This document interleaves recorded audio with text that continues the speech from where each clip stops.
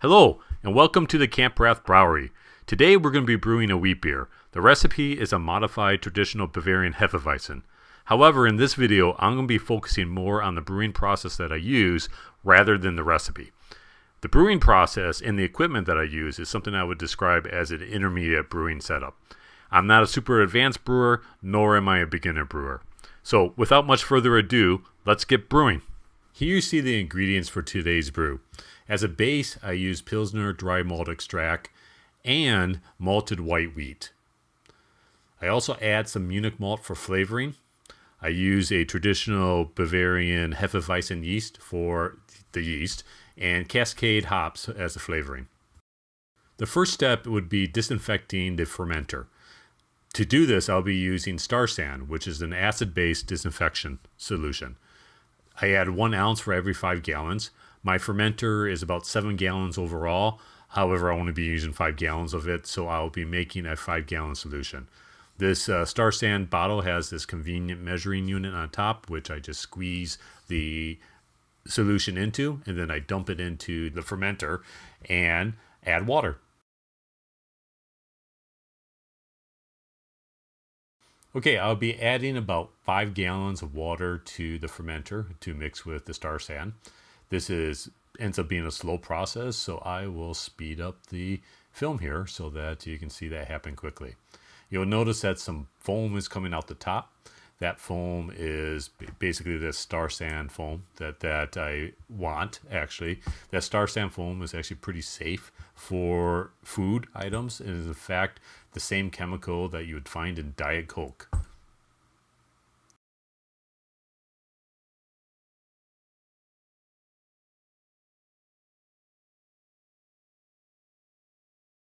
Now I'm going to be draining the Star San solution out of the fermenter and placing it into another container where I can disinfect other pieces that I'll be using during the brewing process. The disinfection process usually takes about 5 minutes, so I've already been having the Star San solution sit in the fermenter for about 5 minutes. I will siphon it out here, as you see, into a bucket where I also have some other equipment that I'll be using today.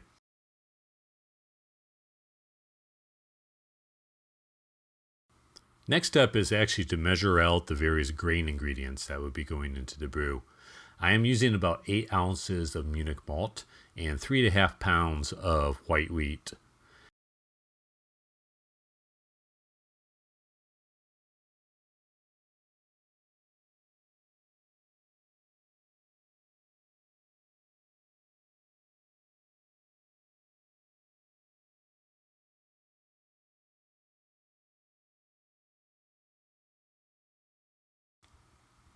The last bag of white wheat malt just all gets dumped in here. Next step is to grind the grain. Here you see my grain grinder. I dump the grain into the top of it, and then I turn that handle to the side to grind the grain. Actually, I lied. I'm not going to turn that handle myself. I'm going to use a power drill to turn that handle. Here I attach it to the spindle, then I make sure that it's tightened really well.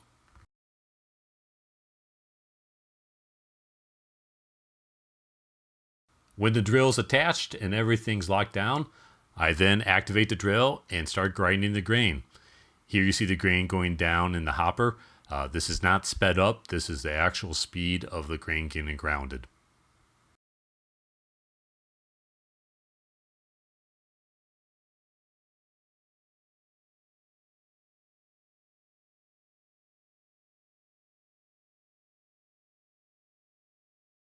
All done.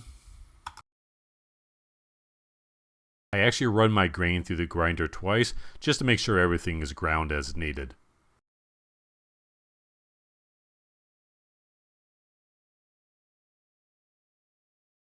The next step is to mash the ground grains.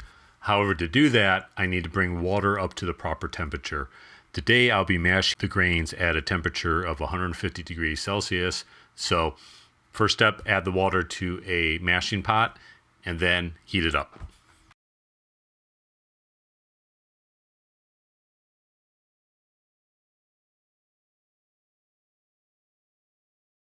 Okay, so the water is now at the desired temperature. So the next step is to turn off the heat and then add the grains. Rather than adding the grains directly to the pot, I'll be using one of these brew in a bag bags. What it is a nylon mesh bag that allows me to put the grains into it. The water will seep through it and the mashing process will happen. But when I'm done with the mashing process, it's very easy to remove the grains from the water. You just lift up the mesh bag and out the grains go. Here I add the grains. I add a little bit at a time and stir in between.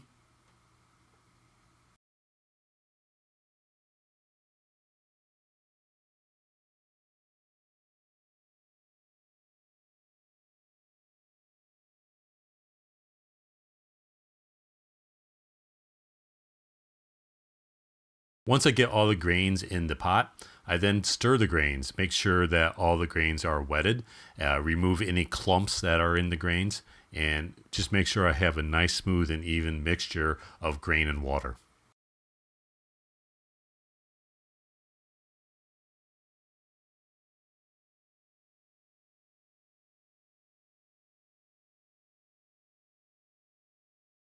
Once the grain and water is well mixed, I recheck the temperature, make sure that the mixture is at my mashing temperature of 150 degrees Fahrenheit. If it's not, I will add more heat.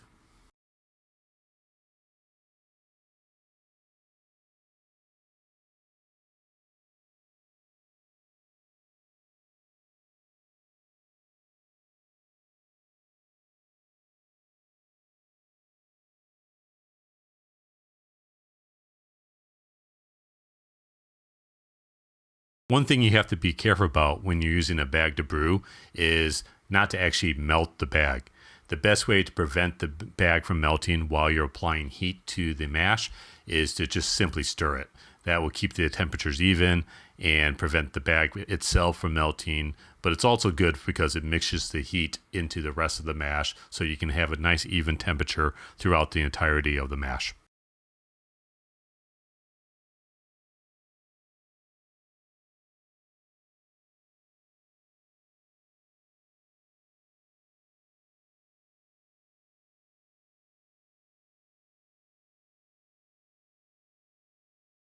Once we're at our target temperature of 150 degrees Fahrenheit, then I turn off the heat and we let the mashing process to begin. The mashing process itself will take an hour, and basically we just let this mixture sit here for an hour at 150 degrees so that the enzymes in the wheat mash can convert the carbohydrates into simpler sugars. One of the things you need to do during the mashing process is to keep the mixture close to the target temperature of 150 degrees Fahrenheit. I'll be using a towel as insulation. I'll wrap the pot that the mash mixture is in, and that will help keep the heat in and keep everything close to 150 degrees for the next hour that the mashing process will occur.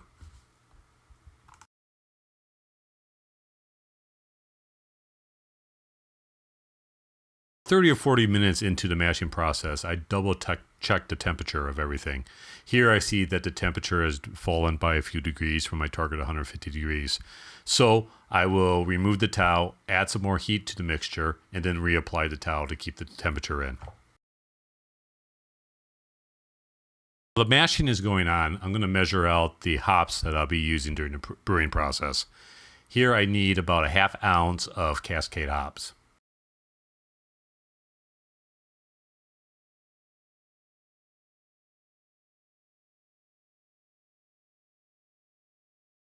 I always feel that the hops pellets that you get kind of look like rabbit pellets, if you know what I mean. Before the end of the mash process, I heat up some water to 170 degrees. This water will be used to rinse the grains after they're separated from the mash.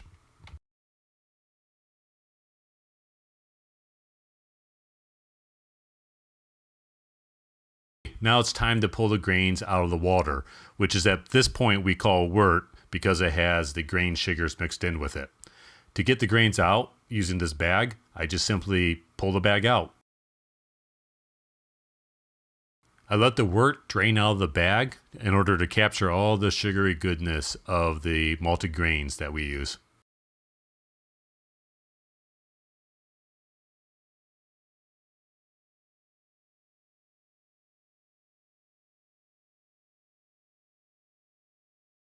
The next step is to move the wort into my brewing pot. One thing I'll point out is that my brewing pot has a drain at the bottom that lets me easily remove the wort when the brewing process is done.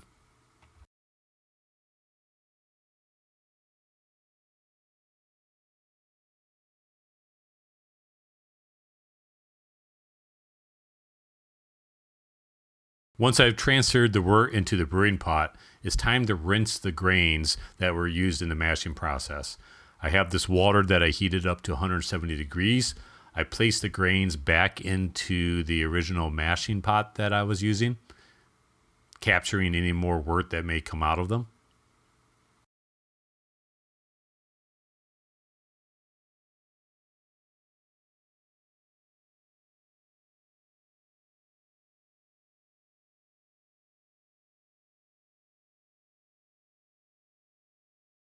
And now I add the water in order to rinse the grains.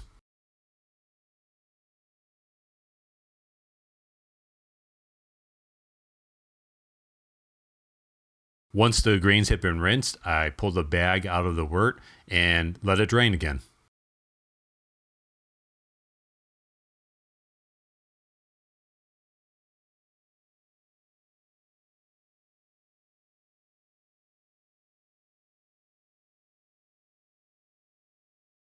Once the remaining grains have been rinsed, I add the additional wort to the brew pot.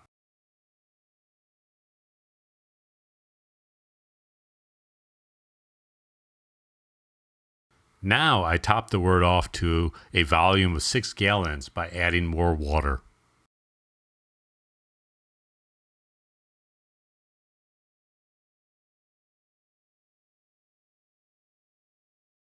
Now that I'm at 6 gallons, the next step is to heat the wort up to boiling.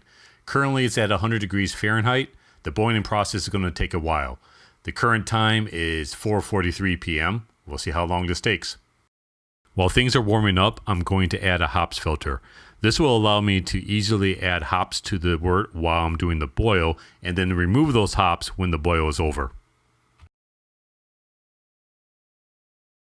Also, while the wort is warming up, I'm going to measure out the dry malt extract that I'll be adding to the wort when the boil begins. The total amount of dry malt extract for this recipe is 3.5 pounds. However, I'm only going to add half of that at the beginning of the boil. The reason for this is that if you have too many sugars in your wort during the boil, you risk an effect that is basically going to caramelize the sugars in the wort. When the sugars become caramelized, they don't ferment later during the fermentation process, which results in an overly sweet beer. So by adding half of the dry malt extract, I can help prevent that process from happening. The second half of the dry malt extract actually gets added at the end of the boil.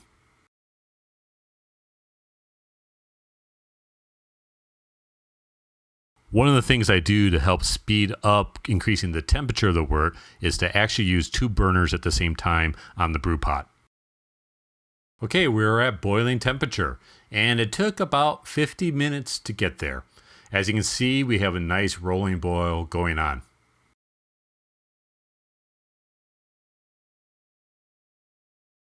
Now is the time to add half of the dry malt extract to the mixture. I pour it in and make sure that I stir it in well. The dry malt extract has a tendency to clump up once it's added to the water, but stirring it at this temperature will undo those clumps. Next, I add the hops. I put those hops into that hop filter that I previously put into the brew pot.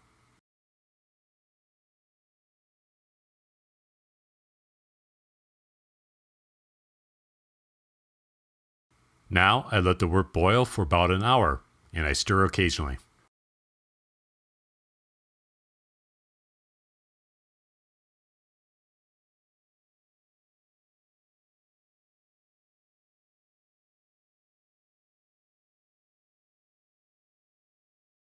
About 15 minutes near the end of the boil, I will add a copper cooling coil to the wort.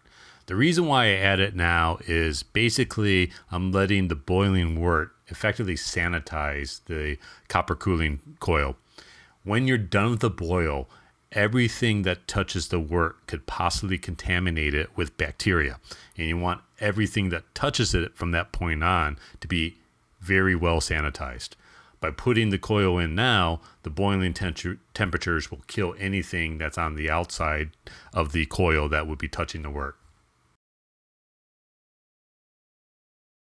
The way this cooling coil works is that I attach it to my water hose, basically the water hose from outside my house. And so I run cold water through the coil, which in turn will cool the wort that the coil is in contact with.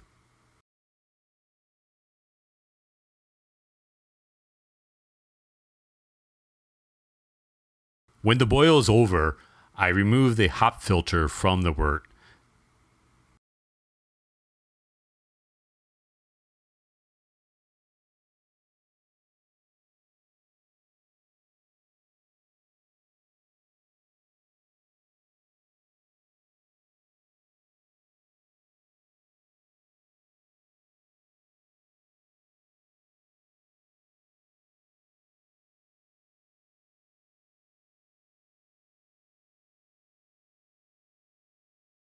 And now I reduce the heat and then add the remaining half of the dry malt extract to the wort.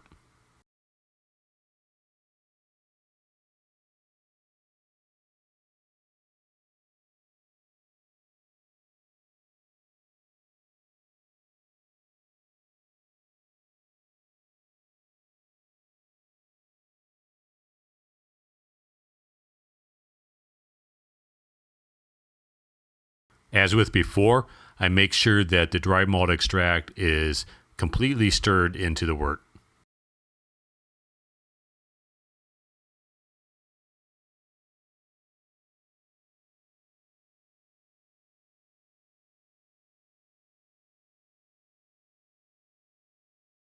And now I head outside to turn on the water to the hose and start the cooling process of the wort.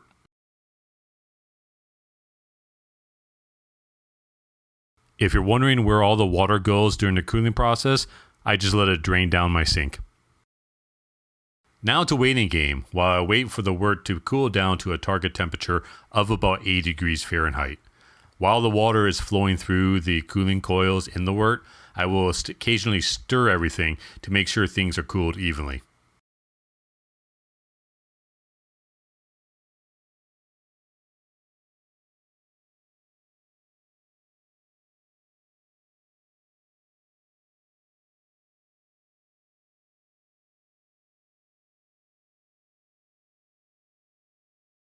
When the wort is done cooling, I remove the cooling coils.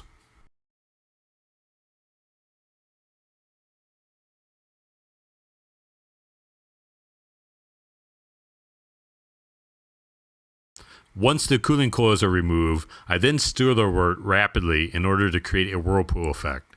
This whirlpool will help any solid sediments that are currently in suspension in the wort to later fall out of the suspension and settle to the bottom of the boiling pot.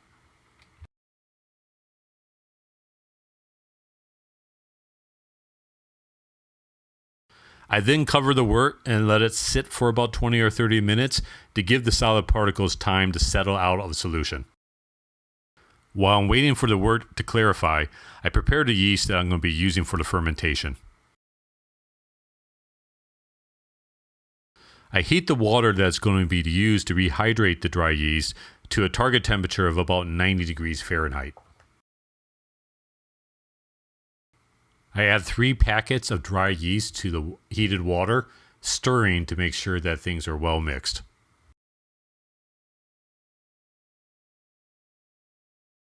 The yeast is then covered to prevent contamination and then set aside while we wait for the yeast to rehydrate and reactivate.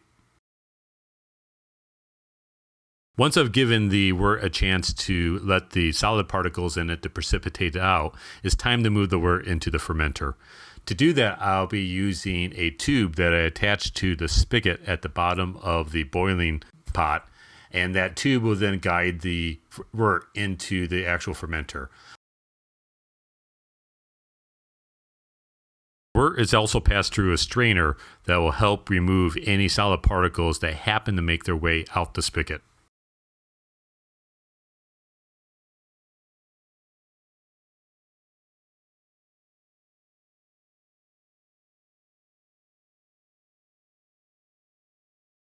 When we're almost done draining the brewing pot, you can clearly see the solid particles that have settled out of the wort to the bottom of the pot.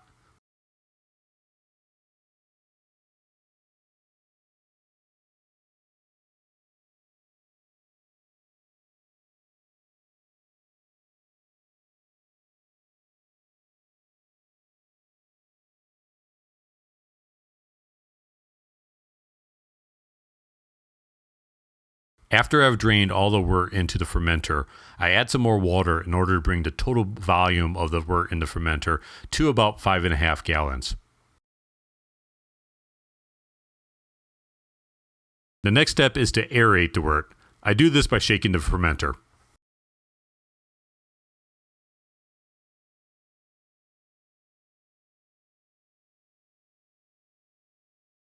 Now I take a sample of the wort. I'll be using this sample in order to measure the sugar content. To measure the sugar content, I use a refractometer. I place a little sample of the wort on the refractometer and then I look into it.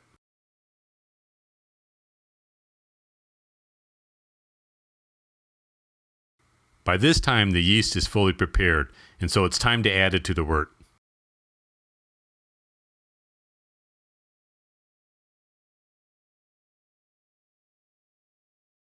Now I place an airlock on top of the fermenter in order to seal it from the outside environment. What is used to seal it is water. I add water to the airlock. Oops, I'll have to clean that up later.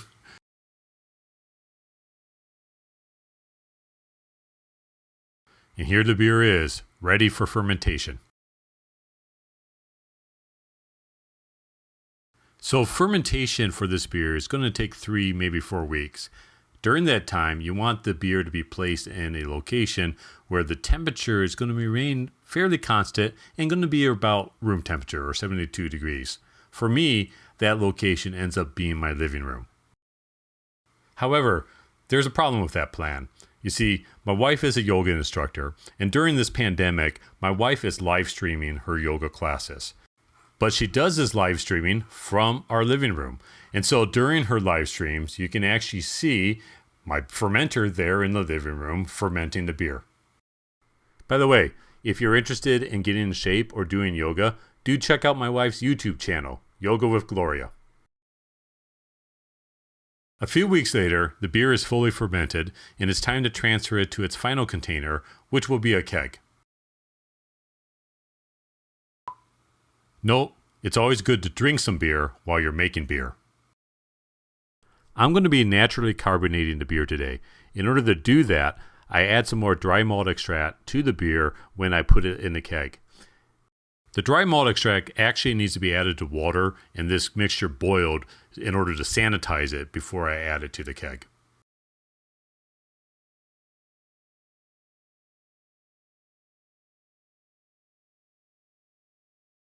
Once it's fully mixed together, I now cover it and let it boil for about 20 minutes in order to sanitize the mixture.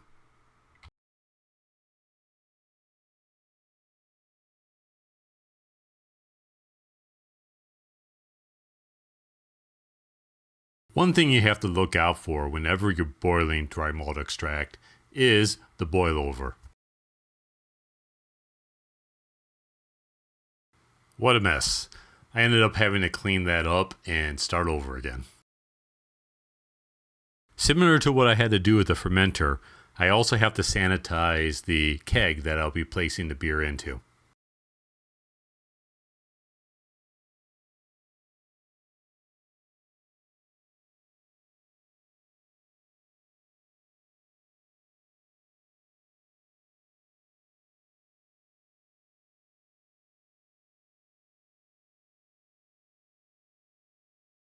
While the keg is sanitizing, I check in on the dry malt extract that I've been boiling.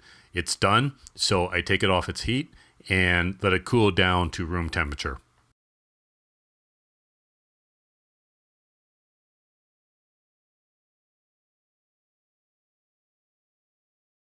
When the dry malt extract mixture has cooled and the keg has been fully sanitized and dried, it's time to move the beer into the keg.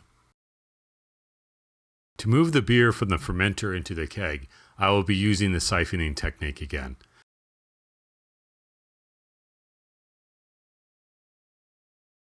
The siphoning will be started with a siphon starter, which has been sanitizing in some star sand solution.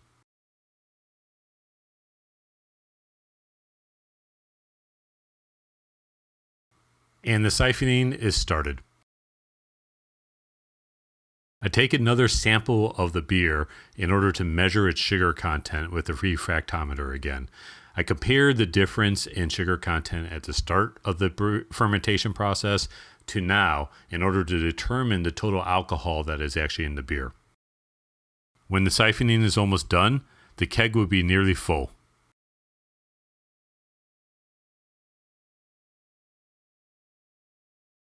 And then the final step here is simply to place the lid on the keg. The beer will sit in this keg for the next 3 or so weeks, fermenting the little bit of dry malt extract that I just added to the beer, turning that dry malt extract into carbon dioxide, which will ultimately carbonate the beer. So there you go. That's my entire process for brewing most any beer. This beer should be ready to drink in about 3 weeks. If you have any questions or suggestions for improvement to my brewing process, do make a comment down below. Like this video if you enjoyed it, and subscribe to my channel if you'd like to see more brewing videos from me. Until next time, happy brewing!